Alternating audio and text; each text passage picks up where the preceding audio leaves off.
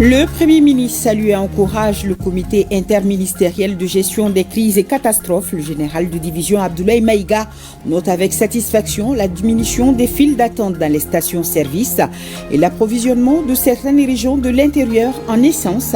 La réunion a déjà aussi mis sur la table le défi d'approvisionnement du pays en denrées de première nécessité pour le Ramadan prochain. Tombouctou prête à accueillir la Biennale artistique et culturelle 2025. Le constat a été fait par le ministre en charge de la culture, Mahmoud Affé, confiant de ce qu'il a vu grâce aux efforts de la commission régionale d'organisation et de l'accompagnement total des populations, promet un spectacle grandiose et des souvenirs inoubliables. La chronique judiciaire se penche ce soir sur la notion de recel, souvent méconnue, parfois même sous-estimée. Le recel n'est jamais un acte anodin selon le code pénal du Mali. Il faut retenir que lorsqu'il porte sur des biens issus d'un crime, le recelaire encourt lui-même la peine attachée à ce crime dès lors qu'il en connaissait la nature au moment des faits. On retrouvera Garibou Pérou pour plus d'explications en fin de journal. Bonsoir, soyez les bienvenus dans cette page d'information. Le Premier ministre a présidé ce mardi la réunion ordinaire du comité interministériel de gestion des crises et catastrophes à la primature. Le comité s'est réjoui de la diminution des files d'attente dans les stations-service et note avec satisfaction l'approvisionnement de certaines régions de l'intérieur en essence. Cette tendance devrait être maintenue avec l'octroi désormais de 70% des citernes aux stations-service et 30% aux entreprises. Le général de division, Abdoulaye Maïga, a vivement salué cette amélioration, occasion pour lui de transmettre la gratitude du gouvernement au président de la transition qui a décerné des distinctions à certains acteurs clés du secteur pétrolier. Autre point sur la table de réunion, le défi lié à l'approvisionnement du pays en denrées de première nécessité pour le Ramadan prochain. Le Premier ministre a instruit au gouvernement l'élaboration rapide d'un plan d'approvisionnement. Mamari Kone et Alou Touré ont assisté à la réunion. Cette réunion ordinaire du comité interministériel de gestion des crises et catastrophes a noté avec satisfaction la diminution des files d'attente dans les stations-service et l'approvisionnement de certaines régions de l'intérieur. De l'exposé du directeur du Centre de coordination et de gestion des crises SECOGEC, il ressort que les stations-service sont suffisamment approvisionnées avec l'arrivée des convois. En ce qui concerne les denrées de première nécessité, pas d'inquiétude. Globalement, le comité a constaté au plan de l'approvisionnement du pays en denrées de première nécessité que la situation est globalement satisfaisante. Le comité a fait le constat de l'application du protocole qui a été signé le 21 novembre 2025 entre l'État et les deux groupements professionnels, le groupement malien des productions de pétrole et le groupement des productions de pétrole, et qui a ramené à 24 heures le durée de passage des citernes au niveau des bureaux de pétrole d'Erlan. Et le comité a fait le constat que la signature de ce protocole a permis de casser les files d'attente dans les stations avec une très forte amélioration de l'approvisionnement global de notre pays. Le comité a salué tous les acteurs qui se sont impliqués dans cela et finalement le comité a recommandé que nous puissions maintenir ou renforcer la cadence de façon à ce que nous puissions très rapidement trouver un retour à la normale. Le deuxième point que le comité a échangé par rapport aux hydrocarbures, c'était l'approvisionnement des zones critiques. La semaine dernière, on avait énormément de zones critiques comme Mopti, San, Koutiala, Dioula, Nara, donc Banyangara. Mais le constat a été fait aujourd'hui que des dispositions qui ont été prises au courant de la semaine ont permis d'assurer l'approvisionnement de certaines régions critiques comme San et comme Koutiala et l'approvisionnement de Mopti. Donc des dispositions sont en cours pour assurer aussi l'approvisionnement des autres régions critiques comme Dioula, Nara et Banyangara. Mais le comité aussi a mis un accent très particulier sur la poursuite, n'est-ce pas, de la lutte contre la fraude, les détournements et les rétentions des stocks. Dans le cadre de l'anticipation, le Premier ministre a instruit au comité d'élaborer un plan d'approvisionnement du pays en denrées de première nécessité pendant le mois de Ramadan. À ce titre, le Premier ministre, chef du gouvernement, a instruit au ministère de l'Industrie et du Commerce, au ministère de l'Économie et des Finances, au ministère de l'Agriculture, de travailler sur un plan d'approvisionnement et qui doit être présenté lors de la prochaine réunion du comité interministériel, de façon à assurer un approvisionnement correct de notre pays pendant le mois de Ramadan. Le Premier ministre a invité l'ensemble des acteurs à la vigilance et a salué l'amélioration de la situation.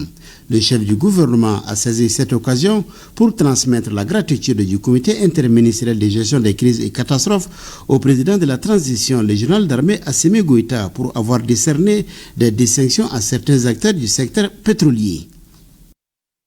Et nous avons ce communiqué relatif à l'approvisionnement en produits pétroliers. La Commission nationale des droits de l'homme, CNDH, se réjouit de l'amélioration de l'approvisionnement en produits pétroliers. Elle salue les efforts des autorités en faveur de la sécurisation des axes routiers, encourage le gouvernement à poursuivre le renforcement des mesures de sécurisation sur les axes routiers en vue de mieux protéger les populations et leurs biens et garantir la liberté d'aller et venir sur l'ensemble du territoire national.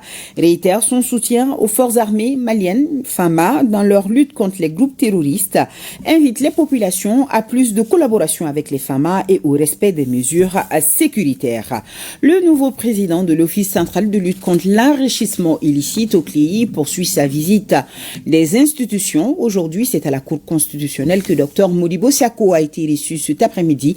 Je vous invite d'ailleurs à suivre sa réaction après sa rencontre avec les sages de la Cour qui lui ont rappelé les grands défis qui attendent le CLEI en insistant sur la performance et la modernité. Les propos sont recueillis par Seydou Traoré. Il s'agit d'une visite de présentation d'un nouveau membre de l'OCLEI, une visite de courtoisie et aussi venir auprès des sages, demander conseil. Monsieur le Président et les juges constitutionnels ont été très accueillants. Ils nous ont donné des conseils, ils nous ont demandé de travailler avec beaucoup de professionnalisme, avec beaucoup d'humilité et surtout de mettre au-dessus de tout le sens de l'État. Entre autres, les différents conseils qui sont venus de Monsieur le Président et des autres membres de la Cour. Des conseils venant des sages, et c'est des choses qui sont très importantes pour nous. Il était pertinent pour nous de les rencontrer et autant que nous pouvons, le CLEI se mettra à la hauteur de l'attente. Fin des travaux de la deuxième session du mois de novembre du Haut Conseil des collectivités. 4 projets de loi sur la table, notamment celui portant politique nationale de l'assainissement et son plan d'action et le projet de loi déterminant les ressources fiscales des collectivités territoriales. La cérémonie a aussi été le lieu d'une remise au président Mamadou Satigi Diakité de cahiers des citoyens contenant des informations sur le Mali et l'AES. Aoulusseini Touré. La loi portant ressources fiscales des collectivités territoriales précise la répartition des ressources entre la collectivité région et la collectivité commune, étant donné la suppression de la collectivité cercle. Nous avons regardé le texte et je pense que c'est à la suite de la suppression de la collectivité cercle, et ce qui fait qu'il ne reste plus que la collectivité région et la collectivité commune dans l'architecture de la décentralisation au Mali. Et il s'agit de voir comment faire la répartition pour supprimer le nouveau cercle et faire la répartition entre les 2 niveaux restants. Quant à la commission loi, elle s'est penchée sur le projet de loi relatif à l'organisation aux modalités de fonctionnement du centre de formation des collectivités territoriales. Le premier texte, c'est le décret portant modalités d'organisation et de fonctionnement du Centre national de formation des collectivités territoriales. Et pour ce texte-là, nous avons émis un avis favorable et il s'est avéré nécessaire de relire ce texte parce que compte tenu du contexte nouveau. Pour le deuxième texte, il s'agit du décret portant modalités d'attribution, d'utilisation et de mise en forme des véhicules aux institutions d'État, aux organisations personnalisées et aux collectivités territoriales. La commission développement rural et environnement a été saisie pour étudier le projet de loi relatif à la politique nationale de l'assainissement et son plan d'action. Aujourd'hui, l'assainissement est une grosse épine dans les pieds des Maliens et tout le monde sait que l'assainissement joue un rôle important dans le développement de chaque pays et il atteint chaque segment de la vie. C'est un texte qui prévoit en tout cas de mettre chacun dans sa disposition et dans son rôle Un plan d'action a été élaboré dans ce sens.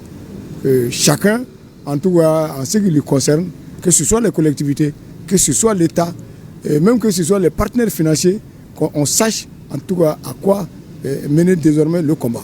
À la fin des travaux, le président du Haut Conseil des collectivités n'a pas caché sa satisfaction tant les conseillers nationaux ont été assidus et ont fait preuve d'abnégation. Nous avons, pendant ces travaux, écouté des personnes et ressources assez intéressantes qui ont fait de très bonnes contributions.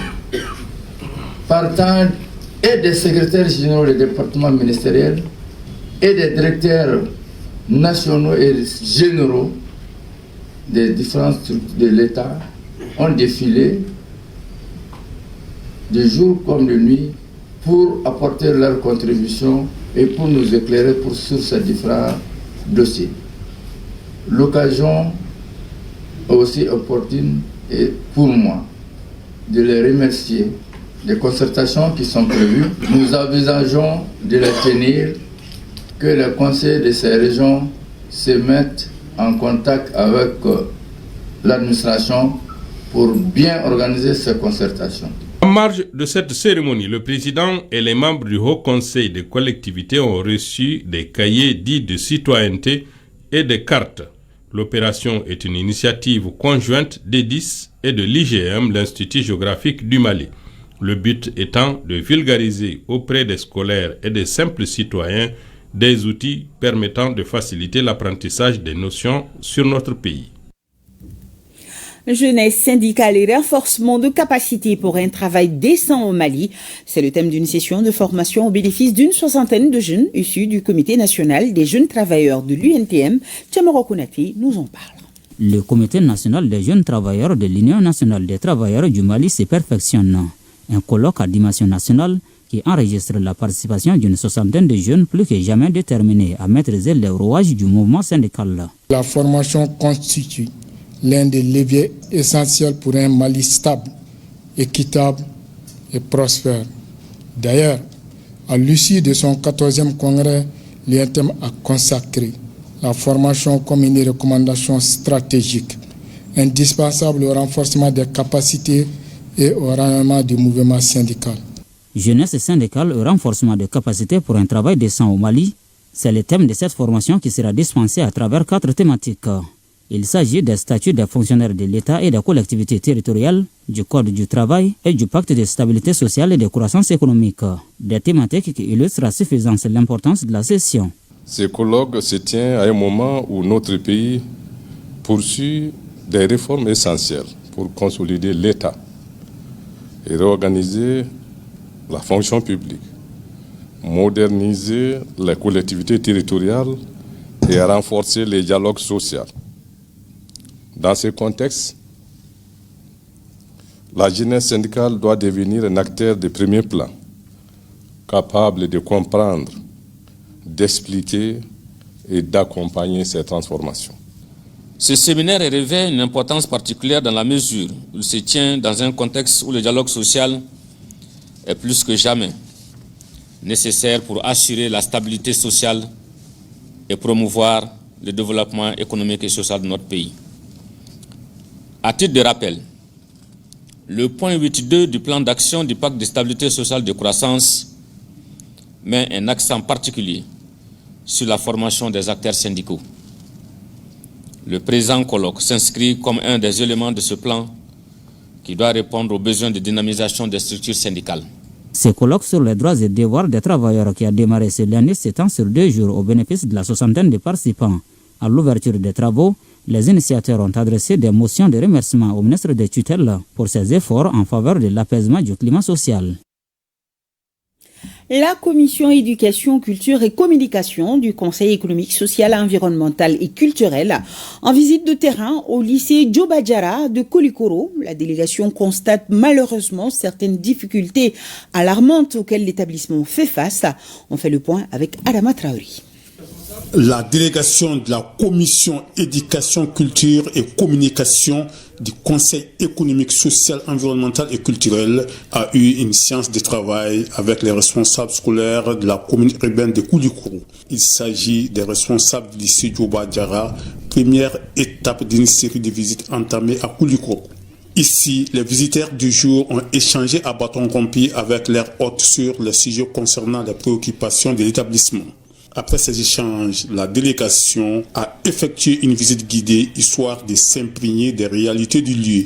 Les difficultés ont pour nom les tables bancs censées être dans les salles de classe sont défectueuses, exposées à l'air libre. Les salles de classe, les salles de labo et celles d'informatique sont délabrées. En plus, une insuffisance du personnel enseignant s'ajoute à ce lot de préoccupations. Au-delà de la vétusté des bâtiments, il y a des problèmes structurels comme des problèmes logistiques, les problèmes de professeurs qui sont mal répartis et les problèmes d'accès, surtout le site du lycée. Autre lieu, autre constat, nous sommes ici dans les locaux de l'Académie d'enseignement de Koulikoro. Les maîtres du lieu et ses collaborateurs ont souligné un certain nombre de préoccupations auxquelles la structure fait face. Au niveau de l'académie, c'est presque la même chose, la vétusté des bâtiments. Ils sont dans des situations de dégradation avancée et il y a le problème de matériel de travail. À toutes ces doléances énumérées, les visiteurs du jour ont dû prendre note pour une solution rapide à ces préoccupations. Et si je vous amène à présent à Tombouctou, la cité des 333 saints, prête à accueillir la Biennale artistique et culturelle 2025.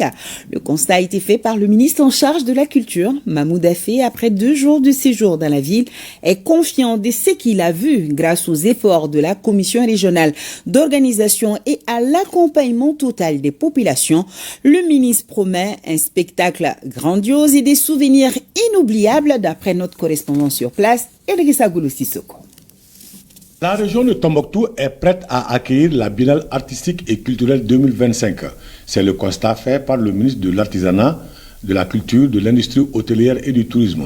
Au cours de son séjour dans la ville, le ministre a visité la salle Ali Farka Touré, entièrement rénovée, le site de la Flamme de la Paix, la salle de conférence de l'IERI Ahmed Baba, la mascotte, le stade municipal et la résidence du gouverneur.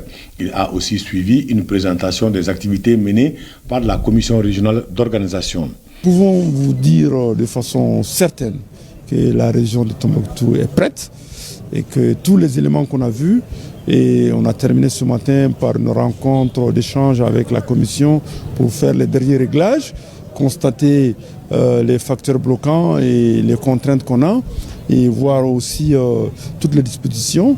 Je vous assure que le gouvernorat a pris, la commission d'organisation régionale a pris beaucoup d'innovations, beaucoup d'initiatives qui vont aider.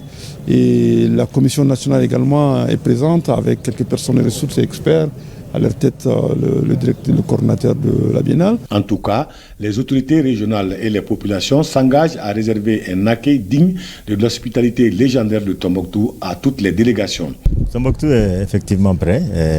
Ça fait déjà plusieurs fois que nous recevons la visite du ministre de la Culture, qui démontre son engagement vraiment à la réussite de cette biennale. C'est vraiment une préoccupation nationale.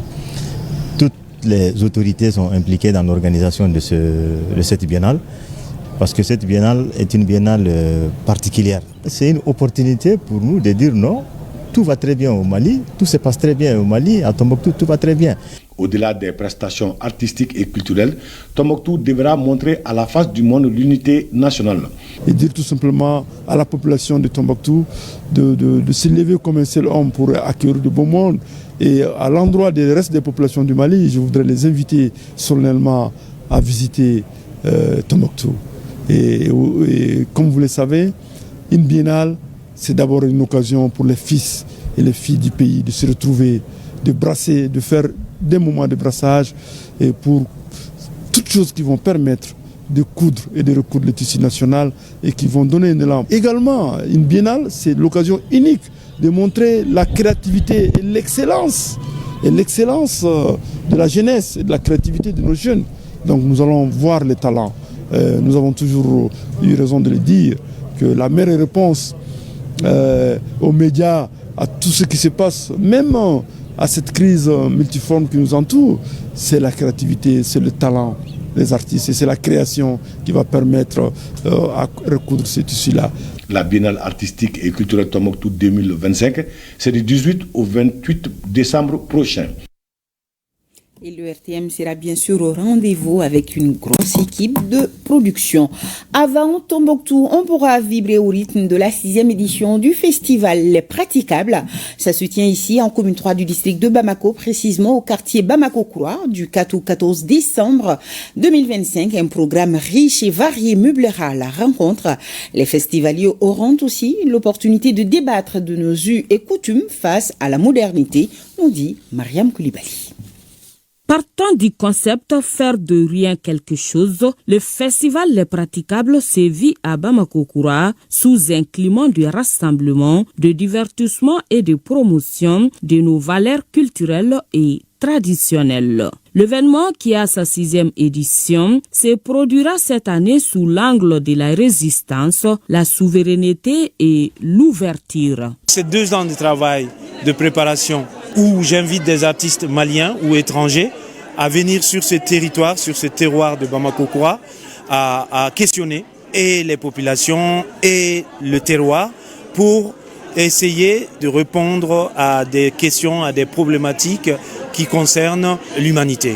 Les artistes venus du Mali et de l'étranger vont durant 10 jours être en contact direct avec la population locale à travers des spectacles de théâtre, de musique, de danse et du cinéma. Ce qui est super de ce festival, c'est qu'il se passe dans tout le quartier. Et nous, on tourne une sorte de théâtre en live qui se passe par la caméra dans ce quartier.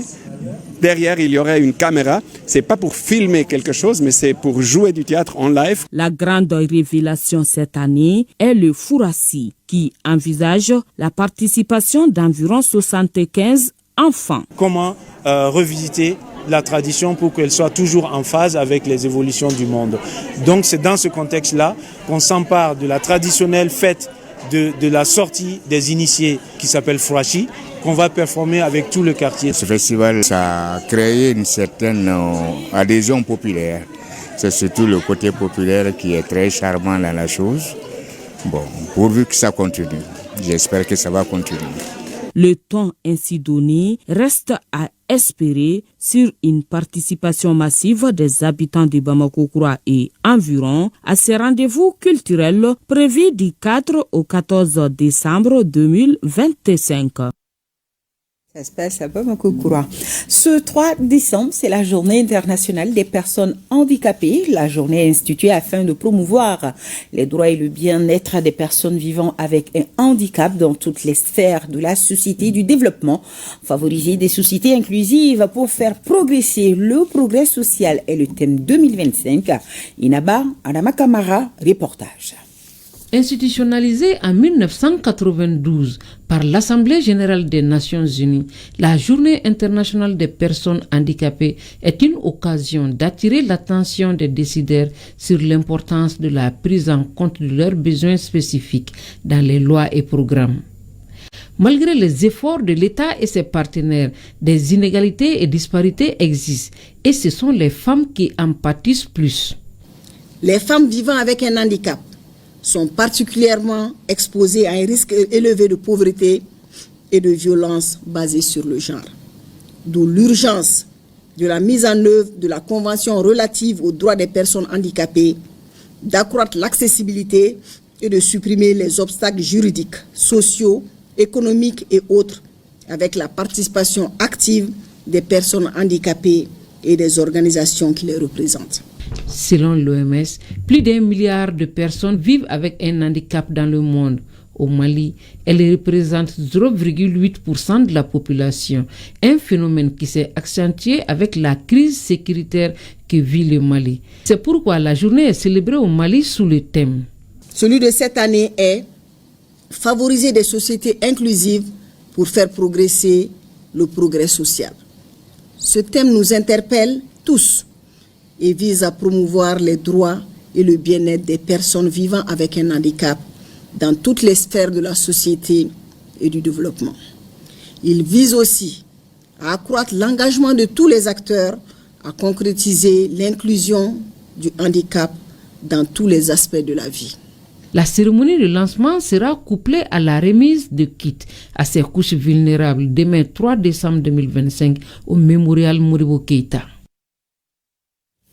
La Direction nationale des droits de l'homme organise un atelier d'échange avec les hommes de médias afin de mieux vulgariser ses missions. Youssouf Diakité, Abdoulaye Samake pour les détails. La Direction nationale des droits de l'homme, en rencontrant les hommes des médias au cours de cet atelier, c'est pour mieux expliciter les missions de la toute nouvelle Direction des droits de l'homme. C'est seulement en 2023, sous le régime donc de la transition, qu'on a pu comprendre le bien fondé et de la nécessité de mettre en place cette structure qui joue le rôle de pendant institutionnel du portefeuille droits de l'homme à la disposition du ministre de la Justice, qui, comme vous le savez, est chargé de mettre en œuvre la politique du gouvernement en matière des droits de l'homme. Donc il fallait quand même un outil à sa disposition. On a le rôle aussi de leader dans l'élaboration du rapport national relatif à l'examen périodique universel. On a aussi le rôle donc de suivi de la mise en œuvre des recommandations que notre pays accepte lors de l'examen périodique universel, qui est un cadre donc de contrôle de la mise en œuvre des droits de l'homme auprès du Conseil des Nations Unies en charge des droits de l'homme. En tant que département en charge de cette question, nous demeurons convaincus que la protection et la promotion des droits de l'homme sont un domaine aussi vaste que transversal, nécessitant la mobilisation des acteurs étatiques, non étatiques et surtout ceux de la presse qui agissent à travers différents moyens d'intervention et selon les situations pour informer, sensibiliser et dénoncer dès lors qu'il s'agit des violations des droits de l'homme. En organisant cet atelier, c'est une façon pour les responsables de la Direction nationale des droits de l'homme de demander l'appui et l'accompagnement des hommes de médias pour l'atteinte des objectifs recherchés par la DNDH. Le ministre en charge de l'urbanisme, Imran Abdoulaye Touré, préside l'ouverture des travaux de l'atelier d'initiation à l'élaboration des plans d'action des structures de la direction du domaine et du cadastre. Je vous propose de suivre Alpha Maïga dans ce reportage. Autour de la même table, les techniciens des services du domaine et du cadastre. Il est question d'initiation à l'élaboration des plans d'action des structures de la direction générale des domaines et du cadastre. Une rencontre d'importance capitale. Le plan stratégique et son plan d'action seront une garantie pour une pratique cohérente et fiable de la nouvelle loi domaniale et foncière. Il sera un guide pour répondre aux attentes des citoyens, comme le souhaitent les plus hautes autorités de notre pays, mais aussi un moyen efficace pour l'atteinte des objectifs de recettes. Avant d'y arriver au résultat final, opportunité pour le premier responsable, ministre chargé de la question, de rappeler quelques réformes. Des réformes engagées pour améliorer la gestion domaniale et foncière. Dans le cadre de la concrétisation des orientations données par le président de la transition chef de l'État, son Excellence le général d'armée Assimi Goïta, pour la satisfaction des besoins fondamentaux de nos populations, nous avons lancé en octobre 2024 l'opération d'immatriculation systématique des parcelles. Il s'agit à travers cette opération de procéder à l'immatriculation de toutes les parcelles de terrain bâties et non bâties afin d'éviter aux citoyens les lourdeurs administratives dans la procédure d'immatriculation, d'avoir les données nécessaires à la mise en place du cadastre et de diminuer les risques de litiges et contentieux fonciers. Les 3 jours de travaux se tiennent dans ces locaux. Il est attendu des résultats qui feront le renouveau des services du domaine et du cadastre. Le ministère de l'Industrie et du Commerce informe l'opinion nationale et internationale dans ce communiqué ainsi que l'ensemble des partenaires et participants que le Forum de l'investissement de l'Organisation de la coopération islamique en Afrique initialement prévu du 2 au 4 décembre à Bamako est reporté à une date ultérieure. Cette décision prise en concertation avec les parties prenantes, notamment le Centre islamique pour le développement du commerce, s'inscrit dans une dynamique d'organisation optimale de l'événement d'envergure internationale. Le Mali, résolument engagé sur la voie de la consolidation économique et de l'attractivité des investissements, entend offrir un cadre à la hauteur des ambitions communes. Ce temps supplémentaire permettra d'accueillir le forum dans les meilleures conditions avec une participation plus large, des panels renforcés et des opportunités d'affaires mieux structurées. La nouvelle date fera l'objet d'un communiqué.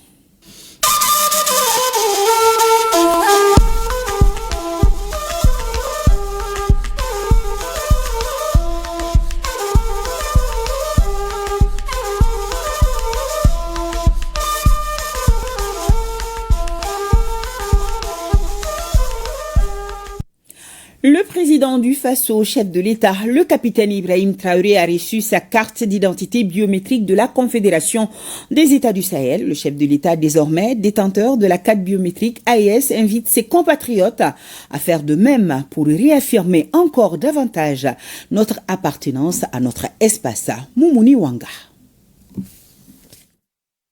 Les opérateurs de l'Office national d'identification installés ce jour à la présidence du Faso. C'est une opération spéciale avec pour principal concerné le chef de l'État. Après les différentes étapes de l'opération pour l'obtention du document d'identification de l'espace communautaire AES, le premier citoyen burkinabé, le chef de l'État, le capitaine Ibrahim Traoré, l'un des 3 leaders de la Confédération AES, reçoit sa carte biométrique AES. L'enrôlement du président du Faso marque le lancement officiel de la carte d'identité biométrique AES au Burkina Faso. 2 autres personnalités burkinabées ont aussi reçu leur carte biométrique AES. Il s'agit du Premier ministre Rimtalba Jean-Emmanuel Ouedraogo et du président de l'Assemblée législative de transition, Dr Ousmane Bougouma. La carte biométrique AES est une concrétisation de la mise en œuvre d'une décision des chefs de l'État de la Confédération des États du Sahel. Au-delà de l'identification harmonisée au sein de l'espace, le lancement de la CIB AES est une avancée majeure dans le système d'identification national. La production en masse de ce nouveau document d'identité qui va contribuer à lutter contre le terrorisme est prévue pour janvier 2026. La CIB AES est accessible pour tout citoyen âgé d'au moins 5 ans. Sa validité est de 10 ans pour un coût de 3 500 francs CFA. Au Niger, le ministre de l'Agriculture et de l'Élevage remet à des groupements de femmes des sacs de pommes de terre 100% nigériens, une étape importante dans la marche vers la souveraineté alimentaire prônée par les autorités de la refondation, nous précise Issa Ousmane et Yazi Rabiou. Produire local, consommer local. Aujourd'hui, dans les locaux du ministère, une étape majeure est franchie. Pour la première fois, le Niger tient entre ses mains des semences de pommes de terre 100% made in Niger. Durant toutes ces années que nous produisons de la pomme de terre au Niger, ces semences ont toujours été importées. Et pour la première fois, dans le cadre vraiment de cet élan de souveraineté alimentaire, c'est une réussite scientifique, mais aussi une victoire sociale pour les femmes productrices. Vraiment, c'est un plaisir pour nous que ces semences soient produites au Niger. Nous avons vu avec la fermeture des frontières, même ceux qui importent le match, ils ont perdu des centaines de millions. Des conteneurs ont pourri, il y a eu flambée des prix. Ce que nous souhaitons, monsieur le ministre, c'est d'appuyer le laboratoire en matériel, tout ce qu'il faut, pour que dorénavant, ceux qui nous combattent, qui ferment les frontières là, qu'il n'y ait plus de problème, que ça, toutes les semences, nous, on est prêts à prendre le relais au niveau des terres. Nous sommes des propriétaires terriens et nous sommes prêts à nous jeter pour que ce qu'eux, ils vont nous mettre à notre disposition pour que nous puissions multiplier pour les autres. Face aux crises, le Niger choisit une voie sûre, c'est nourrir par lui-même, réduire les importations, sécuriser les semences et renforcer l'autonomie des femmes. C'est l'histoire d'une agriculture qui reprend son souffle. Ces semences qui représentent une première au Niger sont des semences Made in Niger. La recherche, la direction générale de l'agriculture et le producteur multiplicateur du Mont Bagazan ont tous joué un rôle essentiel dans le succès de cette initiative. Ce projet démontre qu'il est possible de produire localement des semences de pommes de terre de qualité, ce qui nous permettra de réduire considérablement notre dépendance aux importations, de limiter les sorties de devises et d'assurer la disponibilité des semences au moment opportun tout en réduisant les coûts. Une poignée de semences, un geste simple mais un symbole puissant. Le Niger écrit une nouvelle page, produire local, consommer local, pour nourrir sa population et préparer un avenir autonome.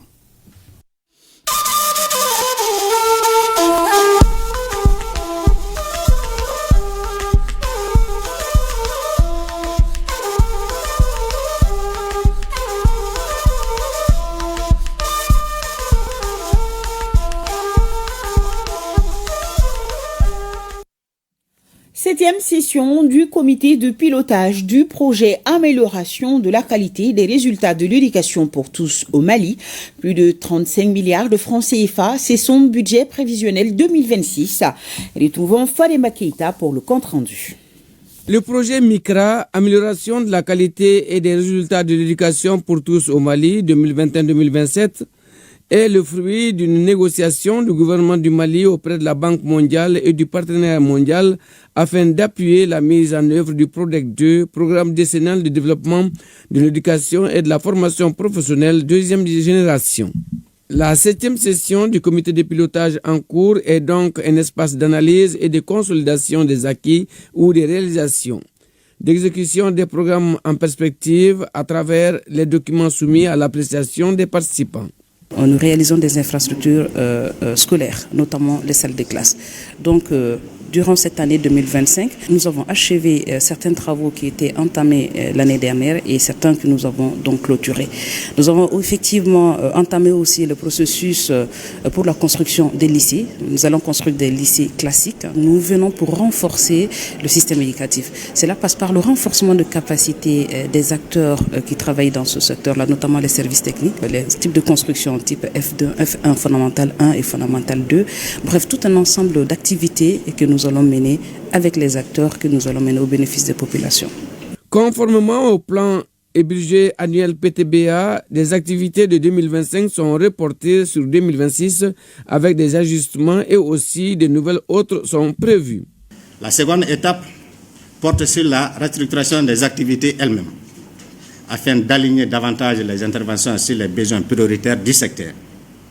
En effet, décisive pour la réussite globale du MICRA, cette phase s'appuie fortement sur l'implication des services techniques dont les contributions ont permis de préciser les enjeux, de hiérarchiser les actions à mener et de dégager les priorités stratégiques à court et moyen terme. L'exécution du contenu des 5 composantes du projet MICRA fait partie des missions confiées à la coordinatrice et à tous les acteurs impliqués dans sa mise en œuvre efficiente. Nous voudrions attirer votre attention sur quelques dimensions essentielles du projet. Construction des salles de classe, dotées d'une cantine, des points d'eau, des latrines pour améliorer l'accès à une éducation de qualité.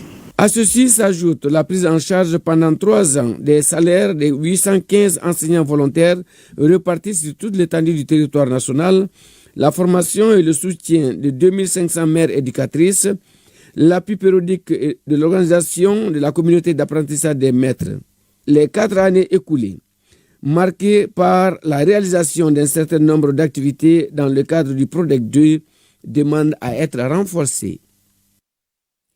Les préfets des cercles de Inekar, Anouzagrine et Andra Boukan dans la région de Ménaka rencontrent les légitimités traditionnelles de la zone. Les échanges portent sur les rôles et responsabilités de tous et leur engagement à mieux accomplir leur mission auprès des communautés respectives. On retrouve nos correspondants sur place, Cherfi Moulaïdara et Ibrahim Ag Amini.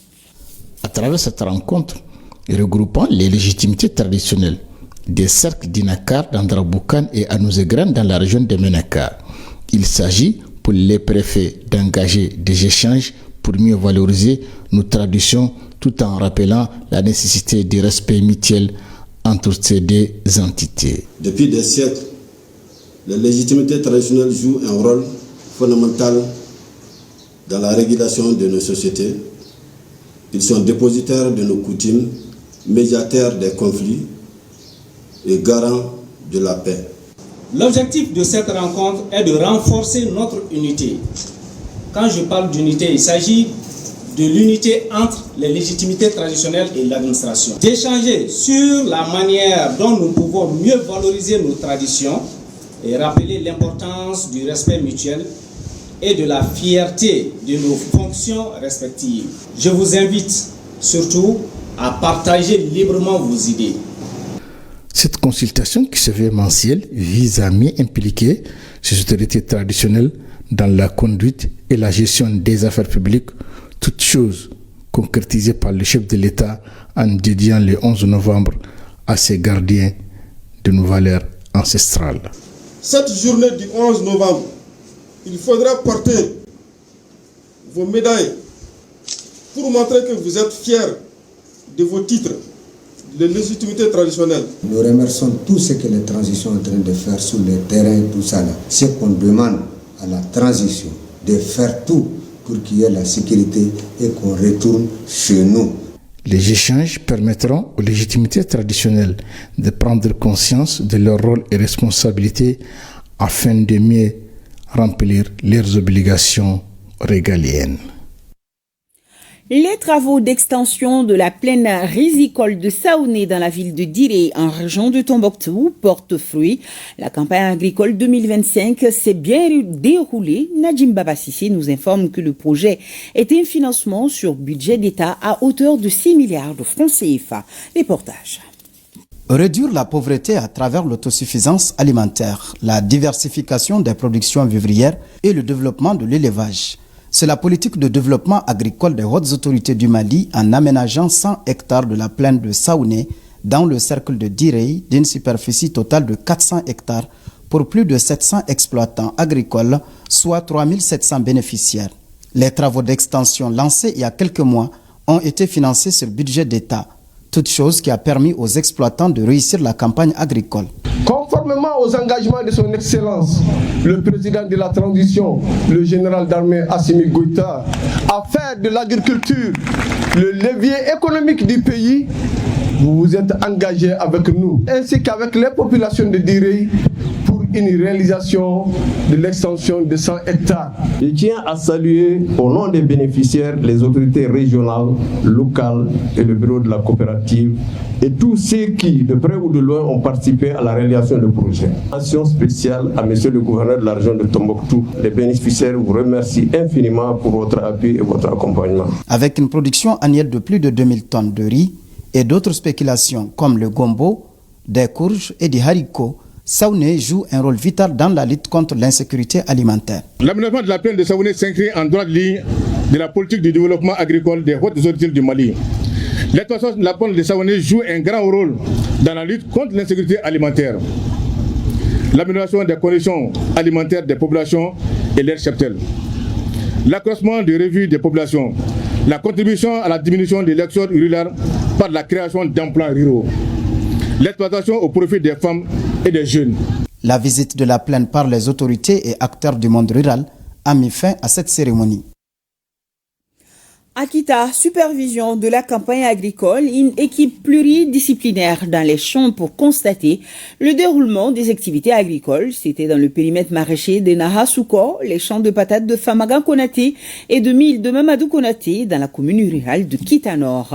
ORTM Kita, Djigia Mohamed Fabrice et Famagan Kiabou. Pour une mise en œuvre efficace du plan de campagne agricole 2025, les missions de supervision sur le terrain permettent de réels éléments d'appréciation du déroulement des activités agricoles et de formuler des recommandations pour la réussite de la campagne. La première étape de cette visite de terrain a concerné le périmètre maraîcher de Nahasuko, les champs de patates de Famagan Konaté et de mil de Mamadou Konaté dans la commune rurale de Kita Nord. Constat Les cultures ont été bonnes et même très bonnes. La plupart de nos spéculations, c'est le mil, le riz et le maïs. Dieu merci, on se frotte bien les mains.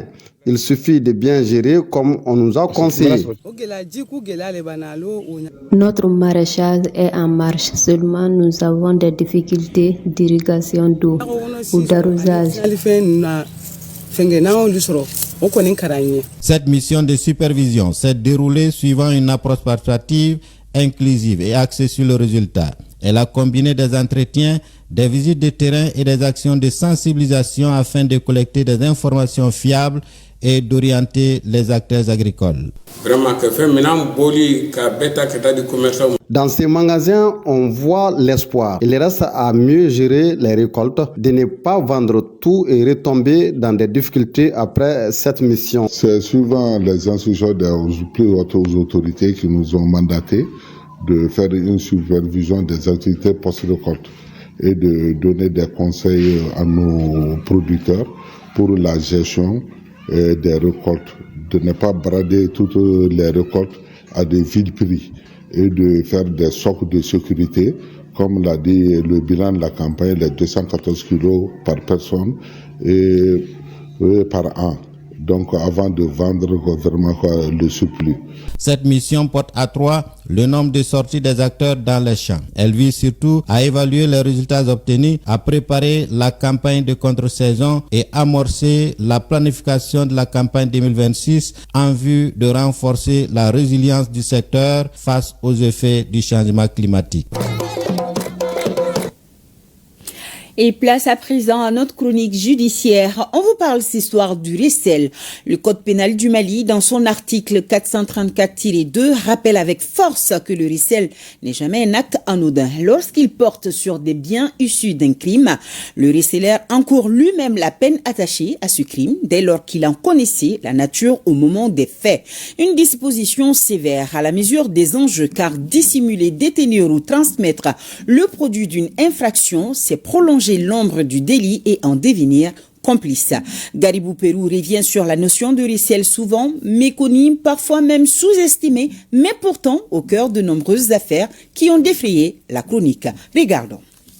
Autrefois perçu comme une simple forme de complicité, le récel constitue aujourd'hui une infraction pleinement autonome.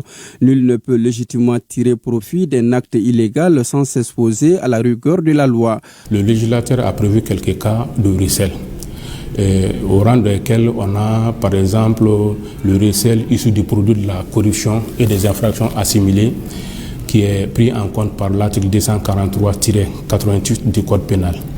On a également le récel des terroristes, qui est pris en compte par les articles 254.1 et 254.2 du même Code pénal.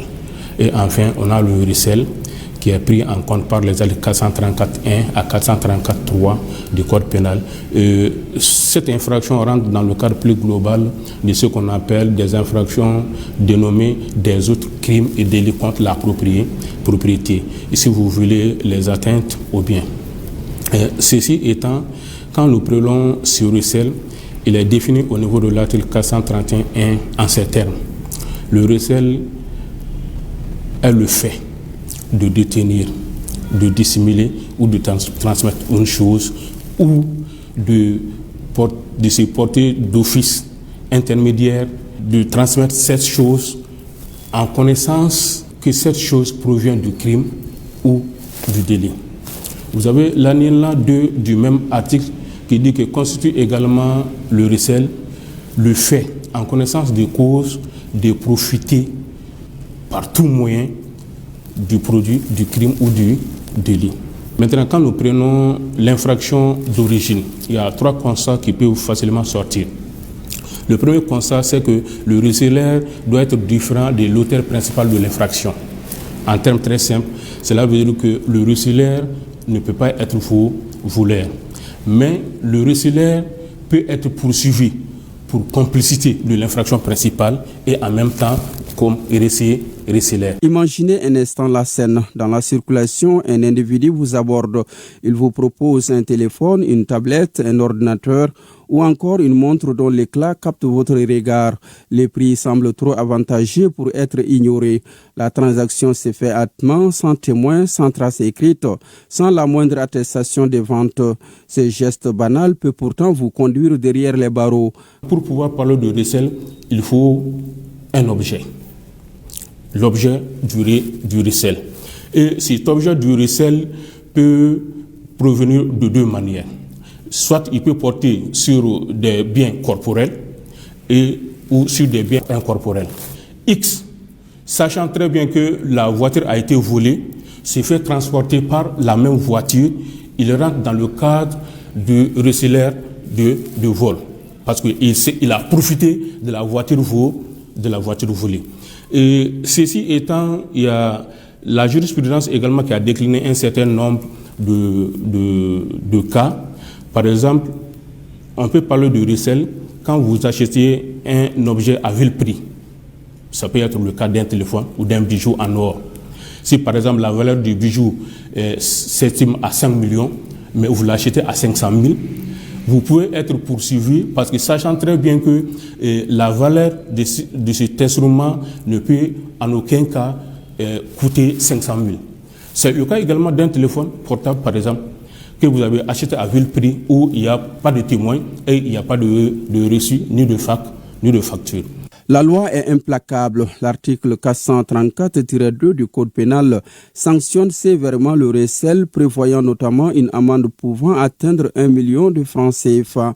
Et au niveau de la répression, il y a deux éléments qui se dégagent. Par exemple, il y a le recel simple, qui est pris en compte par l'article 434-3, et dont la sanction peut aller jusqu'à 5 ans et avec une amende de 1 million. Mais il peut également avoir des circonstances aggravantes. Le receleur, sachant très bien que X a volé et avec des circonstances aggravantes, et ce porte receleur peut bénéficier de la même peine que l'auteur principal. Il y a un jargon en droit qui dit que nul ne peut se prévaloir de sa propre turpitude. Cela veut dire quoi? Chaque fois que vous avez besoin d'acheter des objets, qu'ils soient mobiliers ou immobiliers, il faut aller à l'information et voir s'il y a lieu d'avoir quelques éléments concrets qui peuvent vous protéger. À défaut, s'il y a des soupçons qui persistent, en fonction de vos constats, il est préférable de ne pas s'acquérir de ces objets litigieux dont les conséquences peuvent se retourner contre vous. À l'ère du numérique, alors que le commerce en ligne prospère et que réseaux sociaux, plateformes et applications diffusent en continu des offres en apparence séduisantes, le risque de tomber dans le piège du resel n'a jamais été aussi grand. Il convient donc de garder constamment à l'esprit que le resel est une infraction lourdement réprimée et dont chacun peut devenir auteur par simple imprudence. Voilà, il faut être vigilant, il faut être très très vigilant. C'est la fin de ce journal, très belle soirée à vous, à demain et un grand merci à nos téléspectateurs de Inekar, Anouza Green et Andra Boukan, c'est dans la région de Ménaka.